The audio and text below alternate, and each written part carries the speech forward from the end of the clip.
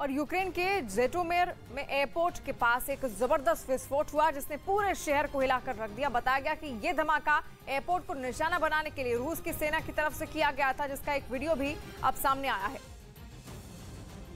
और उस वीडियो में एयरपोर्ट के पास हुए इस ताकतवर धमाके से पूरा शहर हिलता दिखाई दिया।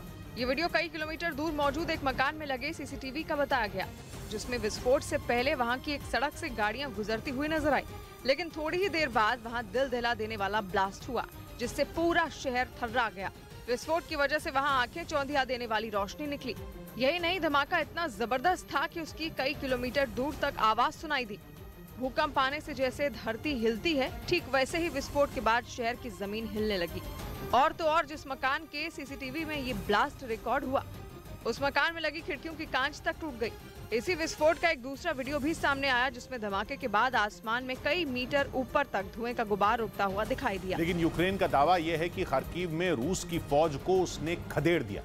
यूक्रेन में जंग की शुरुआत के साथ ही रूस के सैनिक खार्किव में दाखिल हुए थे और रूस की फौज के हमले का सबसे पहला केंद्र खार्किव ही बना था। यूक्रेन की सरकार ने युद्ध के चौथे दिन खार्किव से जुड़ा एक वीडियो जारी किया और दावा किया कि वहां से रूस को खदेड़ा जा चुका है। इस वीडियो में कुछ फौज की गाड़ियां जलती हुई दिखी। दावा किया गया कि ये गाड़ियां रूस की हैं और यूक्रेन की फौज के हमले में इन्हें नुकसान हुआ है। सड़क पर रूस की सेना की कई गाड़ियां लावारिस हालत में खड़ी दिखी। देखकर ऐसा लगा जैसे सैनिक जान बचाने के लिए केवल गाड़ी ही नहीं, गाड़ी में रखे विस्फोटक भी छोड़कर भाग गए। 4 दिन से भीषण जंग की गवाह बनी खार्किव की एक सड़क पर तो मिसाइल फंसी दिखी। जमीन में मिसाइल के फंसे होने की एक ऐसी ही तस्वीर एक दूसरे मैदान से भी सामने आई। यूक्रेन की फौज का दावा है कि उसने रूस के सैनिकों को खार्किव से खदेड़ दिया है। और यूक्रेन ने दावा किया है कि उसने रूस के एक बड़े विमान को हमले में तबाह कर दिया। इस बात की जानकारी यूक्रेन के विदेश मंत्री ने दी, जिसमें यह दावा किया गया कि जिस विमान को बमबारी में नष्ट किया गया था, वो दुनिया का सबसे बड़ा विमान AN-225 था। इसके साथ ही यूक्रेन के विदेश मंत्री ने रूस को उसके रुख पर घेर लिया और दावा किया गया कि वो कभी भी उनके सपने को पूरा नहीं होने देंगे। उधर जब रूस की सेना ने टैंकों के साथ यूक्रेन के चर्निव शहर में घुसने की कोशिश की तो वहां के कई लोग उसके सामने डट गए। उन्होंने घेराबंदी भी ऐसी की कि रूस के टैंकों का वहां से निकल पाना मुश्किल हो गया, क्योंकि चर्निव शहर के कई लोग सड़क पर सीना तान कर टैंकों के सामने खड़े हो गए, जिसका एक वीडियो भी सामने आया, जिसमें साफ दिखा कि कुछ लोगों ने रूस के टैंकों को चारों तरफ से घेर लिया। जो टैंक सबसे आगे चल रहा था उसके सामने तो कई लोग खड़े हो गए और उसे आगे बढ़ने से रोक दिया, जिसके बाद उसके पीछे चल रहे सभी टैंक रुक गए।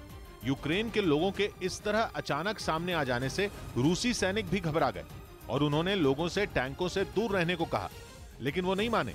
एक आदमी तो टैंक पर ही चढ़ गया, जबकि बाकी लोग रूस की फौज से टैंकों को वापस ले जाने की जिद पर अड़ गए, जिससे कई घंटों तक वहां तनाव के हालात बने रहे। इस बीच यूक्रेन के सैनिकों ने भीषण लड़ाई के दौरान रूस के कई टैंकों को तबाह कर दिया, जिसका एक वीडियो यूक्रेन की सेना ने जारी किया। बताया गया कि रूस के जिन टैंकों को धूल में मिलाया गया वो राजधानी कीव पर कब्जा जमाने के लिए आगे बढ़ रहे थे, लेकिन रास्ते में ही यूक्रेन के सैनिकों ने रॉकेट लॉन्चर दागकर कई रूसी टैंकों को तबाह कर दिया। यूक्रेन की सेना की तरफ से जो वीडियो जारी किया गया उसमें एक सड़क पर रूस के कई टैंक खड़े नजर आए, जबकि यूक्रेन का एक सैनिक हाथ में रॉकेट लॉन्चर लेकर उन टैंकों की तरफ बढ़ता दिखाई दिया। थोड़ी दूर जाने के बाद वो सैनिक एक टैंक के पास खड़ा हो गया, जिसके पीछे रूस का एक दूसरा टैंक आग की भीषण लपटों में घिरा दिखा। इस दौरान वहां मौजूद दूसरे टैंकों से भी धुआं निकलता नजर आया। इसी तरह का एक वीडियो लुहांस्क इलाके से सामने आया, जिसमें यूक्रेन की सेना की कार्रवाई के बाद रूस के एक टैंक से धुआं उठता दिखा। और यूक्रेन के खरसोन शहर में भीषण युद्ध के दौरान रूस की सेना के कई टैंक तबाह हो गए। बताया गया कि रूस के टैंकों को ड्रोन के जरिए निशाना बनाया गया और 2 दिन पहले रूस ने यह दावा किया था कि खरसोन पर उसने कब्जा कर लिया है, लेकिन वहां से जो तस्वीरें सामने आई उसने रूस के इस दावे की हवा निकाल दी। खरसोन के इलाके से युद्ध का जो वीडियो सामने आया उसमें रूसी सेना का एक टैंक आग की भीषण लपटों पर घिरा हुआ दिखाई दिया। यही नहीं, उससे निकलने वाला काला धुआं आसपास के इलाके में फैलता हुआ नजर आया। देखने से ऐसा लगा जैसे थोड़ी देर पहले ही रूस के इस टैंक को यूक्रेन की सेना ने तबाह किया हो। इस दौरान वहां यूक्रेन का एक सैनिक भी खड़ा दिखा, जबकि एक दूसरा सैनिक जलते टैंक का वीडियो बनाता रहा। बताया गया कि रूसी सेना के हमलों का जवाब यूक्रेन की सेना अब ड्रोन से दे रही है, जो उनके टैंकों और बख्तरबंद गाड़ियों पर कहर बनकर टूट रहे हैं। वहीं यूक्रेन के हेनेचेस्क में सड़क पर उतरे रूस के सैनिक से वहां की एक महिला भिड़क गई, जिसका वीडियो सोशल मीडिया पर तेजी से वायरल हो गया, जिसमें रूस के कब्जे वाले क्राइमिया से महज 29 किलोमीटर दूर हेनेचेस्क में एक महिला रूस के सैनिक से दो हाथ करने के मूड में दिखी। यूक्रेन की सड़क पर तैनात रूस के उस सैनिक के हाथ में हथियार थे, लेकिन अपनी जान की परवाह किए बगैर वो निडर महिला उसके पास पहुंची और उससे भिड़ गई, जिसे रूस के उस सैनिक ने भी बराबर जवाब दिया। इसके बावजूद वो महिला हिम्मत नहीं हारी और उस पर जमकर अपना गुस्सा उतारा। इस भिड़ंत के दौरान वहां हथियारों से लैस कई रूसी सैनिक मौजूद थे, लेकिन उस महिला ने डटकर उनका सामना किया। और यूक्रेन से जान बचाकर पड़ोसी देश पोलैंड पहुंचे शरणार्थियों की मदद के लिए लोग दौड़ पड़े। पिछले 5 दिनों से यूक्रेन में भीषण जंग चल रही है, जिसकी वजह से हर दिन सैकड़ों लोग पोलैंड पलायन कर रहे हैं, जहां उनकी दिल खोलकर मदद की जा रही है। यूक्रेन बॉर्डर के नजदीक पोलैंड के एक शहर शेमिशेल से जो वीडियो सामने आया, उसमें बड़ी संख्या में वहां के लोग शरणार्थियों को लाने वाली बसों का इंतजार करते दिखे। इस दौरान कई लोग हाथों में तख्तियां लिए नजर आए, जिन पर यूक्रेन से आने वाले लोगों के नाम लिखे थे, जबकि कुछ तख्तियों पर शहरों के नाम लिखे थे जहां वो शरणार्थियों को अपने साथ ले जा सकते थे। तभी वहां शरणार्थियों से भरी एक बस पहुंची, जिनमें ज्यादातर महिलाएं और बच्चे थे।